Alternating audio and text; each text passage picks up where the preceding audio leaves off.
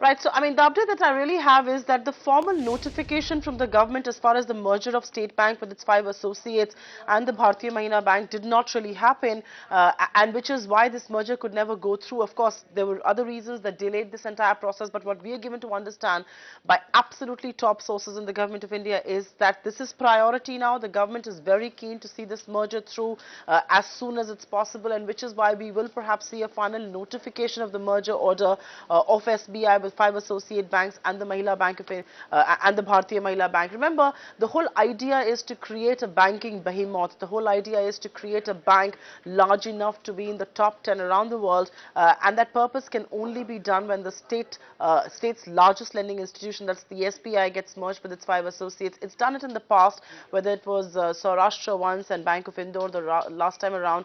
But of course, this merger has been in the waiting for too long. The technical reason for why it hasn't gone through is that the government never really notified the final order. It was in March of last year that SBI had expressed its interest, had announced its merger, but it could never be a sealed deal because there wasn't a final notification of the merger order, and we expect that notification to happen extremely soon. But Supriya, what's the big rationale then for this merger? No, I also want to take the question that Awan did raise, and of course I'm going to fill you in about the rationale.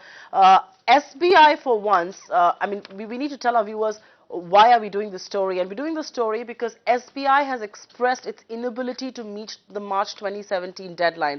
There was a March 2017 deadline that couldn't be met because SBI believes that demonetization took the focus away from this entire merger process, and they plan to push this to the next fiscal. The government, meanwhile, is very keen that it happens sooner than that, and which is why we will see a final notification. SBI had said that, technical upgradations stop in February. They don't want to take a chance, and which is why we will perhaps see this merger in next fiscal. My own expectation is it is going to happen very soon, at the beginning perhaps of the next financial year. And the rationale, like I said, Aisha, is to create a banking institution large enough to be in the top 10, is to create an institution that will be one of India's largest lender. Why have these small lending units? Why not have a behemoth of a bank?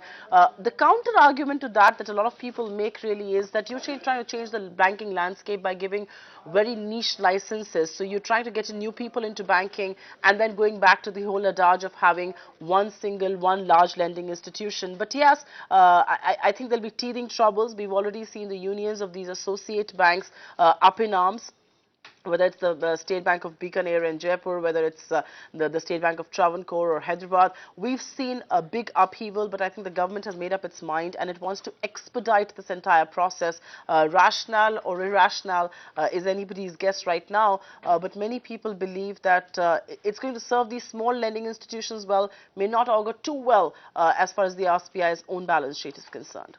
Find us on Facebook at facebook.com/etnow and don't forget to click the like button. You can also follow us on Twitter at etnowlive. To stay updated with all our programming, hit the subscribe button on our YouTube channel by logging on to youtube.com/user/etnow.